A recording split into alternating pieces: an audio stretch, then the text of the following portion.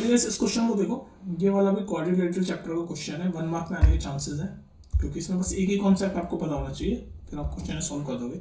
आपसे पूछ रहा है फाइंड ऑल द एंगल्स, मतलब angle A, angle B, angle C, angle D, सारे एंगल्स आपसे पूछ रहा है कितने होंगे।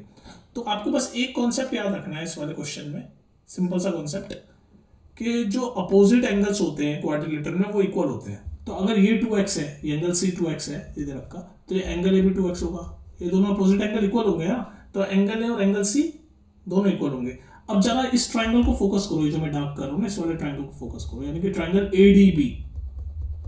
तो आपको एंगल सम प्रॉपर्टी पता है ना ट्राइंगल की, कि ट्राइंगल के तीनों एंगलों का सम कितना होता है 180 डिग्री। तो यानी कि 2x + 3x + 4x को अगर मैं सम करूं, यानी कि 2 + 3 5, 5 + 4 9, 9x = 180 डिग्री होगा। तो यहाँ से आप x की वैल्यू निकाल सकते हो 180/9 करके 20 डिग्री।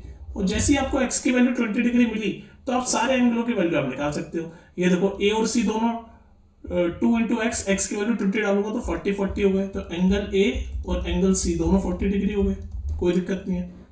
और एंगल b कितना हो गया, 4x + 3x कितना होता है 7x, और x की वैल्यू 20 है, तो 7 × 20 यानी कि 140 डिग्री हो गया एंगल b। एंगल भी 140 डिग्री हो गया। और आपको पता है कि अपोजिट एंगल क्वाड्रिलेटरल में इक्वल होते हैं, तो एंगल भी अगर 140 डिग्री है तो एंगल डी भी ये पूरा 140 डिग्री होगा।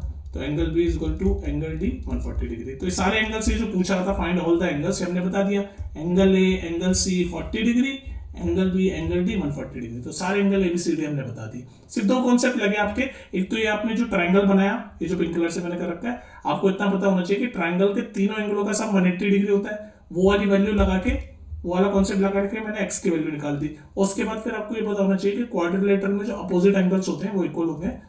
बस ये दो कॉन्सेप्ट आपको पता होंगे तो आप सारी वैल्यूज एंगल की निकाल लोगे, ये ठीक है।